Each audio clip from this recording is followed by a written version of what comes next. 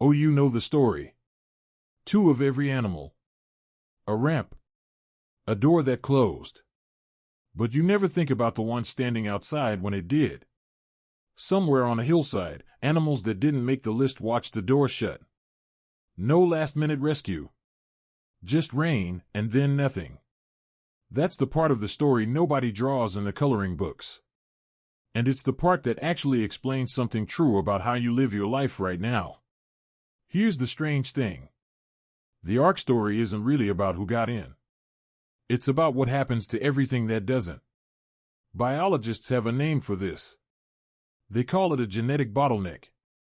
It happens when a population shrinks down to a tiny fraction of what it used to be, and only a small, random slice of the original group survives to pass anything on.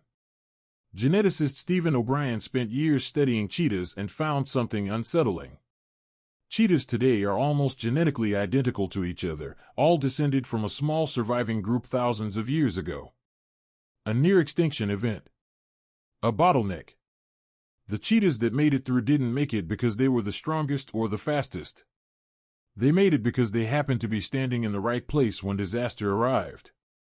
Sit with that for a second. Right place. Not best animal. Just the one that was there. Now think about the ark again. Two of every kind. Not the healthiest two. Not the two best suited to survive a flooded world.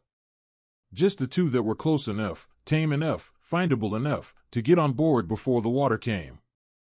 Everything else on that hillside is a permanent gap in the story. A version of the world that never got to happen. You do this too. Every day, without noticing. Statistician Abraham Wald ran into this exact blind spot during World War II. The military wanted to armor their planes, but only in the places where returning planes showed bullet holes. Wald said no. Look at the planes that never made it back. The damage you can see is survivor data.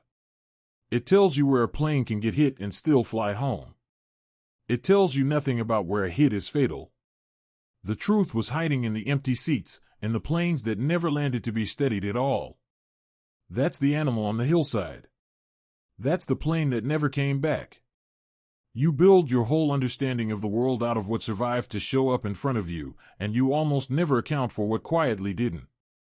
Think about your own life for a second. The friendships that lasted. The job you got. The version of you that made it through some hard year. You look at those and think, this is who I am, this is what works. But you rarely think about the friendships that faded before you noticed, the jobs you didn't get an interview for, the versions of you that quietly stopped existing somewhere along the way. Survivorship bias doesn't just live in statistics. It lives in your memory. It lives in the story you tell about your own life. So why does this matter? Because it changes what the ark story is actually teaching you. It's easy to read it as a rescue story. Good animals in, bad water out. But ecologist E.O. Wilson spent much of his career arguing something closer to the opposite lesson. Extinction isn't rare. It isn't reserved for catastrophe. It's the ordinary background noise of life on Earth. Species disappear constantly, quietly, without anyone drawing a picture of the moment. What's actually rare, what's actually worth marveling at, is survival. Continuity. The unbroken thread from something ancient all the way to something standing in front of you right now. That reframes the whole flood. The miracle isn't that God saved two of every kind. The miracle is that anything continuous exists at all, ever, given how easily it doesn't. Now picture the ark itself for a moment. Wood, tar, animals packed shoulder to shoulder for weeks. No windows to the outside world once the rain started, according to the account. Just darkness, noise, and the smell of hundreds of creatures who normally would never share a room, let alone a hallway. What did the tiger think, pressed against the wall a few feet from something it would have hunted a month earlier? What did the smallest animals feel, invisible in the crowd, hoping not to be stepped on? The ark wasn't paradise. It was survival, stripped down to its most uncomfortable form. Close quarters. Uncertainty.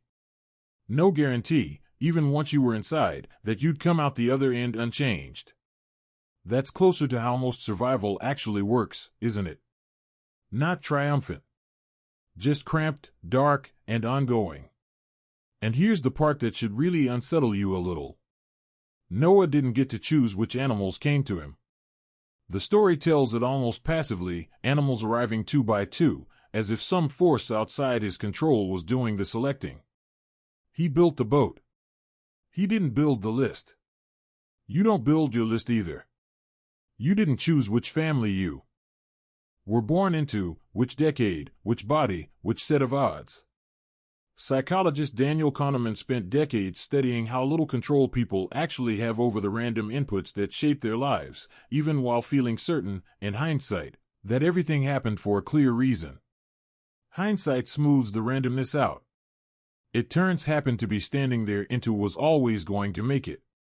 That's comforting. It's also mostly untrue. So what do you do with that? You could spiral into it, decide nothing you've survived actually reflects anything about you.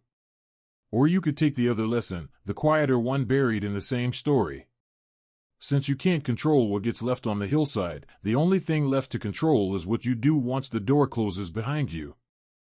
Because the animals on the ark still had a job once the water dropped. They didn't get to stay inside forever, safe and static. They had to walk back out into a scraped, unfamiliar version of the world and start again. Rebuild the herd. Rebuild the range. Turn a narrow genetic bottleneck into something wide and thriving again, generation by generation, without any memory of how close it came to not happening at all. That's the actual ending of the story, even though nobody draws it. Not the ark floating safely. The animals stepping onto wet ground, blinking at a world that had to be rebuilt from almost nothing. You're doing that too, more often than you think. Every time something in your life gets wiped out, a relationship, a plan, a version of yourself you thought was permanent, you're standing on that same wet ground. You didn't get to choose what made it through. You only get to choose what you build once you're standing there. So next time you picture the ark, don't just picture the ramp and the pairs of animals walking calmly up it. Picture the hillside behind it too. Picture everything the story doesn't draw. Because the real lesson was never about who got in. It's about what you do with the fact that you did.